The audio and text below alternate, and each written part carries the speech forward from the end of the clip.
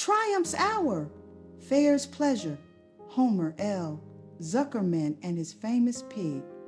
The truck bearing this extraordinary animal is now approaching the infield. Kindly stand back and give the truck room to proceed.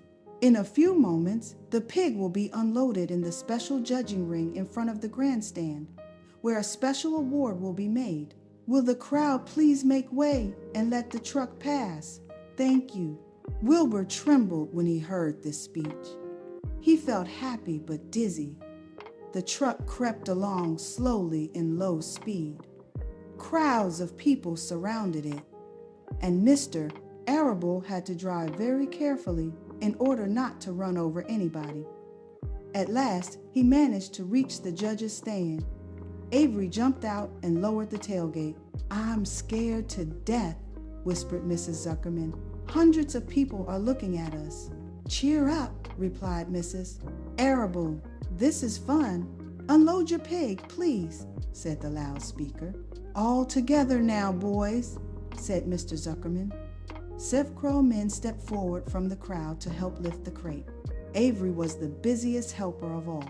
"Tuck your shirt in, Avery," cried Mrs. Zuckerman, "and tighten your belt. Your pants are coming down." "Can't you see I'm busy?" replied Avery in disgust. "Look," cried Fern, pointing. "There's Henry." "Don't shout, Fern," said her mother, "and don't point." "Can I please have some money?" asked Fern.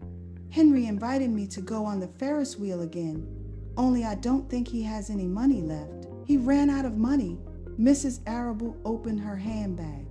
"Here," she said, "here is 40 cents. Now don't get lost, and be back at our regular meeting place by the pig pen very soon." Fern raced off, ducking and dodging through the crowd in search of Henry. "The Zuckerman pig is now being taken from his crate," boomed the voice of the loudspeaker. "Shran by for an announcement." Templeton crouched under the straw at the bottom of the crate. "What a lot of nonsense," muttered the rat. "What a lot of fuss about nothing." Over in the pig pen, silent and alone, Charlotte rested. Her 2 front legs embraced the egg sack.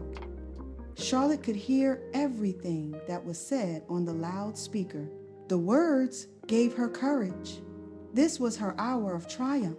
As Wilbur came out of the crate, the crowd clapped and cheered. Mr. Zuckerman took off his cap and bowed. Lurvy pulled his big handkerchief from his pocket and wiped the sweat from the back of his neck. Avery knelt in the dirt by Wilbur's side, busily stroking him and showing off. Mrs. Zuckerman and Mrs. Arable stood on the running board of the truck. "Ladies and gentlemen," said the loudspeaker, "we now present Mr. Homer L. Zuckerman's distinguished pig. The fame of this unique animal has spread to the far corners of the earth, attracting many valuable tourists to our great state. Many of you will recall that never-to-be-forgotten day last summer, when the writing appeared mysteriously on the spider's web in Mr. Zuckerman's barn, calling the attention of all and sundry to the fact that this pig was completely out of the ordinary. This miracle has never been fully explained, although learned men have visited the Zuckerman pig pen to study and observe the phenomenon. In the last analysis, we simply know that we are dealing with supernatural forces here, and we should all feel proud and grateful. In the words of the spider's web, ladies and gentlemen, this is some pig." Wilbur blushed. He stood perfectly still and tried to look his best. "This magnificent animal," continued the loudspeaker, "is truly terrific. Look at him, ladies and gentlemen. Note the smoothness and whiteness of the coat. Observe the spotless skin, the healthy pink glow of ears and snout. As the buttermilk," whispered Mrs. Arable to Mrs. Zuckerman. "Note the general radiance of this animal. Then remember the day when the word radiant appeared clearly on the web. Whence came this mysterious writing? Not from the spider, we can rest assured of that. Spiders are very clever at weaving their webs, but needless to say, spiders cannot write." "Oh, they can't they?" murmured Charlotte to herself. "Ladies and gentlemen," continued the loudspeaker, "I must not take any more of your valuable time. On behalf of the governors of the fair, I have the honor of awarding a special prize of $25 to Mr. Zuckerman, together with a handsome bronze medal suitably engraved, in token of our appreciation of the part played by this pig, this radiant, this terrific, this humble pig inn, attracting so many visitors to our great county fair. Wilbur had been feeling dizzier and dizzier through this long complimentary speech. When he heard the crowd begin to cheer and clap again, he suddenly fainted away. His legs collapsed, his mind went blank, and he fell to the ground unconscious. "What's wrong?" asked the loudspeaker. "What's going on, Zuckerman? What's the trouble with your—" Avery was kneeling by Wilbur's head, stroking him. Mr. Zuckerman was dancing about, fanning him with his cap. "He's all right," cried Mr. Zuckerman. "He gets these spells. He's modest and can't stand praise." "Well, we can't give a prize to a dead pig," said the loudspeaker. "It's never been done." "He isn't dead," hollered Zuckerman. "He's fainted. He gets embarrassed easily. Run for some water, Lurvy." Lurvy sprang from the judge's ring and disappeared. Templeton poked his head from the straw. He noticed that the end of Wilbur's tail was within reach. Templeton grinned. "'Till 10 to this," he chuckled. He took Wilbur's tail in his mouth and bit it, just as hard as he could bite. The pain revived Wilbur. In a flash, he was back on his feet. "Ouch!" he screamed. "Hooray!" yelled the crowd. "He's up! The pig's up! Good work, Zuckerman! That's some pig!" Everyone was delighted. Mr. Zuckerman was the most pleased of all. He sighed with relief. Nobody had seen Templeton. The rat had done his work well. And now one of the judges climbed into the ring with the prizes. He handed Mr. Zuckerman 2 $10 bills and a $5 bill. Then he tied the medal around Wilbur's neck.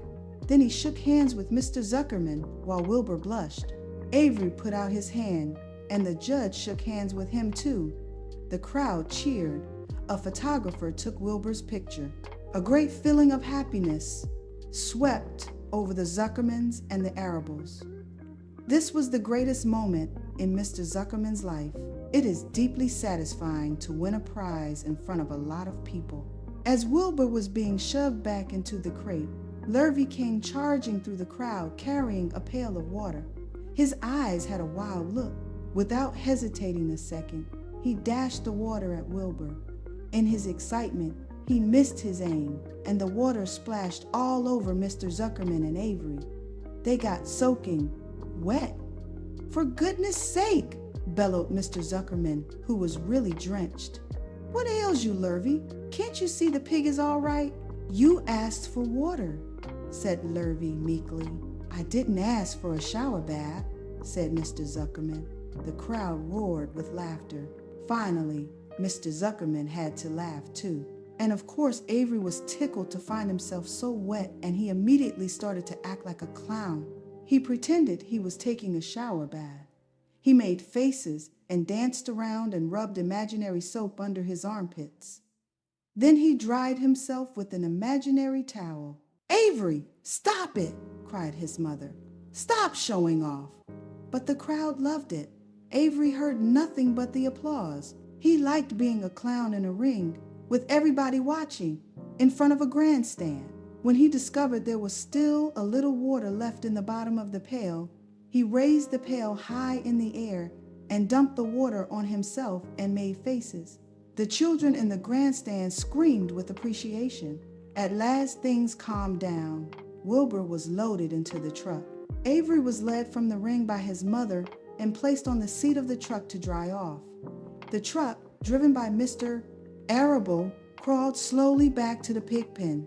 Avery's wet trousers made a big wet spot on the seat.